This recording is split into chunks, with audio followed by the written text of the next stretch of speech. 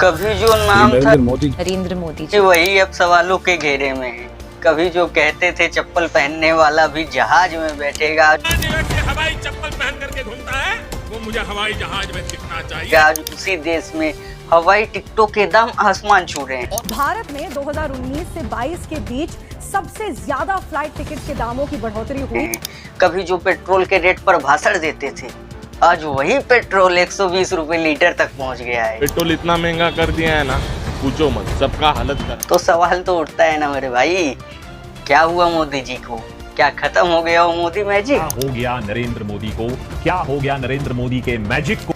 2019 में जब बीजेपी को 303 सीट मिली तो पूरा देश बोला अब की बार 400 पार।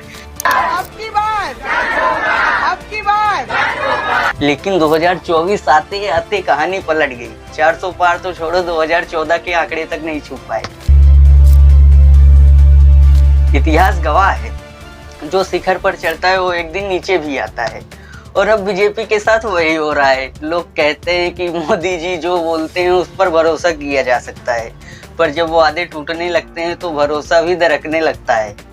2014 से लेकर अब तक ना तो पेट्रोल सस्ता हुआ, ना रुपए की वैल्यू संभली। कारण ये है कि मुंबई शहर में अब जो पेट्रोल की कीमत है पर लीटर वो 120 रुपए पार हो गई है, और जो डीजल की कीमत है वो अब शतक छूने की लगाने की कोशिश कर रही है। ना ही मिडिल क्लास को राहत मिली, बल्कि उल्टा प्राइवेटाइजेशन के नाम पर एयरपोर्ट, रेल सब बेच दिए गए, और हर जगह बस दो नाम गूंजने लगे, अडानी और अंबानी। लोग अब पूछने लगे, क्या देश सिर्फ कुछ अमीरों के लिए चल रहा है? क्योंकि जनता के लिए जो वादे थे वो अब जुमले बन चुके हैं।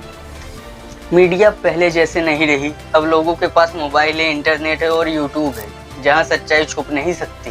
2020 के बाद यूट्यूबर्स ने वो किया जो किसी गोदी मीडिया ने नहीं किया, सवाल पूछे, और यहीं से बीजेपी की ट्रस्ट लाइन नीचे गिरने लगी। इसी बीच राहुल गांधी का भी एक नया रूप सामने आया।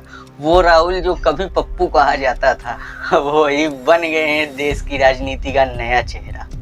भारत जोड़ो यात्रा ने उन्हें वो पॉपुलैरिटी दी जो किसी पीआर एजेंसी से नहीं मिलती। लोगों ने पहली बार देखा एक ऐसा राहुल जो सिस्टम से डरता नहीं है, जो संविधान की बात करता है, और जो साफ साफ बोलता है, मैं सच्चाई के लिए लड़ रहा हूँ। फर्क देखिए, बीजेपी का ग्राफ नीचे जा रहा है और कांग्रेस धीरे धीरे रिवाइव हो रही है। एक तरफ गोदी मीडिया, दूसरी तरफ इंडिपेंडेंट क्रिएटर्स, एक तरफ प्रचार, दूसरी तरफ पब्लिक अवेयरनेस। देश बदल रहा है, सोच बदल रही है। अब जनता सिर्फ सुन नहीं रही, वो सोच भी रही है। तो क्या मोदी युग का अंत शुरू हो गया है?